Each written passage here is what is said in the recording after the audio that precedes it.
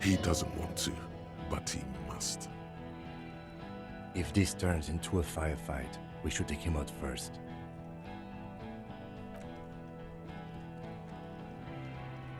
Get lost, comedian. You cops had your chance. Now it's fucking time for some justice. I think he's calmed down a bit. No, he didn't. He's about to open fire. He is. I was wrong. Pig fuck! To your left, you hear the lieutenant cock his gun. We're gonna tear right through. I don't give a shit if you're cops. No one is going to kill anyone. Let's just put the guns down and talk like civilized human beings. With a wordless gurgle, the killer loads his long rifle. The leader gives a small nod to the helmeted man. Suddenly, your fingers holding the grip of a gun. Time, people will die. No, we can do this. Drag it out a bit. Get under his skin. I don't know about this getting under his skin. What if he gets under yours? I'm barely keeping your hand from trembling here. Peace.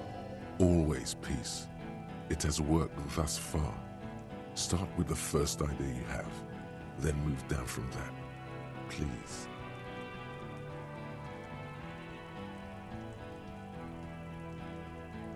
Who the fuck is that? Glacier, the woman upstairs, where is she? She left!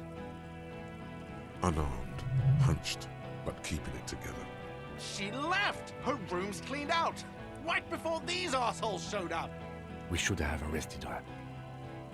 You can feel how upset he is with himself. Just for a second. Then the fear takes over and he's back in the moment. Hey, Bushman! Your little cunt isn't gonna help you out of this one!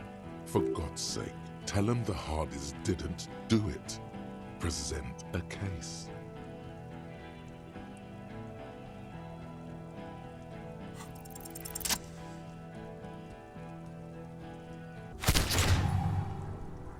A plume of smoke and fire erupts from the gun, and your hand goes numb from the explosion.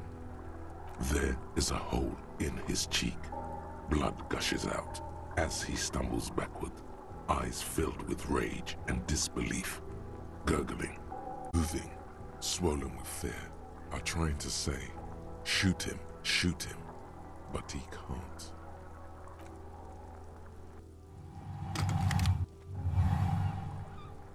To your right, the killer raises his rifle and takes aim at you. His moves are... You leap left. A swarm of enemy lead passes mere millimeters from your side, tearing fabric off your coat. Feels like the lightest of tucks. The man tilts his head, trying to see through the clearing smoke for the next shot. Watch out. To your left, DePaul is about to take a shot too, at Kim. God, please. 2 shots ring at once. One from the lieutenant's pistol, and the other from DePaul's. It's aimed at the lieutenant, but it misses. You hear a scream behind you. Glenn, dying in a puddle of blood behind you. His mangled torso has 2 gunshot wounds. Blood gushes out of them like red geysers. Oh God, watch out. You see 2 crazed eyes stare at you through all the smoke and the panic. With blood gushing from his face, the man raises his pistol at you. Then he squeezes the trigger. The look of vengeance, framed in blood, lips shaking. This is the last thing he'll do on Earth. But he will do it. He is your end. Here it comes. Death.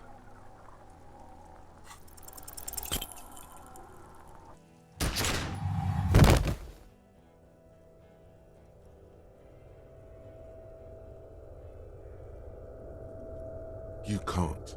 There is no time. Something inside your pelvis explodes. Your entire lower body is on fire, and your legs can't support you. You fall down like a rag doll. The pain is too immense to scream. It pushes the air out of your lungs. Everything goes dark. A distant blur as you recede into it. Nothing. A persisting darkness. Dancing lights of pain. Distant shadows cast by them. Like a hellish play. You're bleeding out. Stay with me.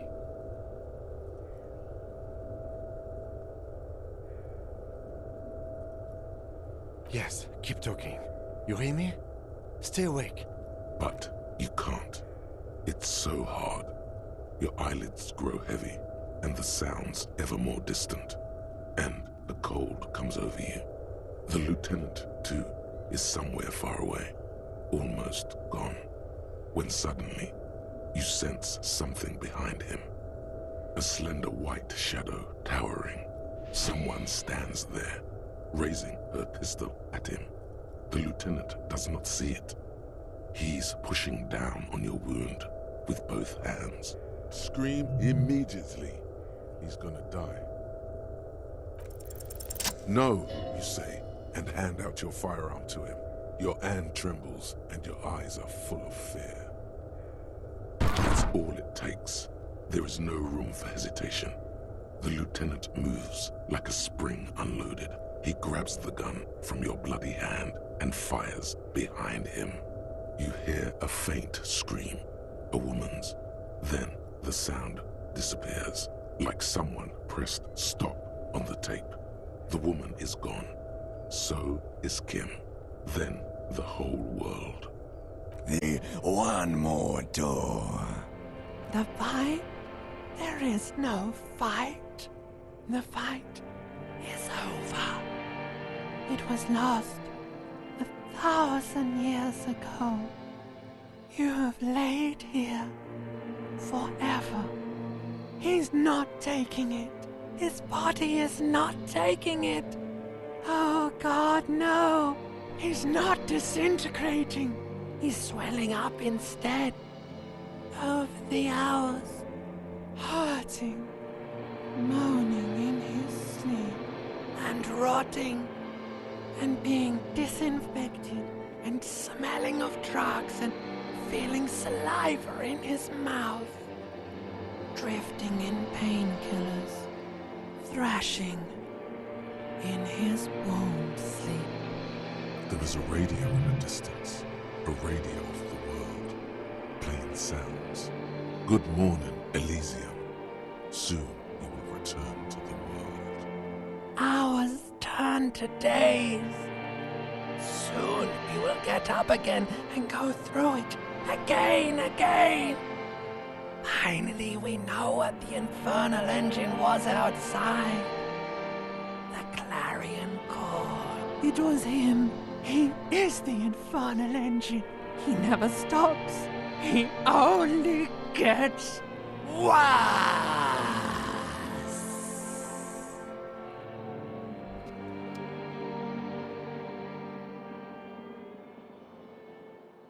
You see the lieutenant's familiar shape in the orange jacket. It turns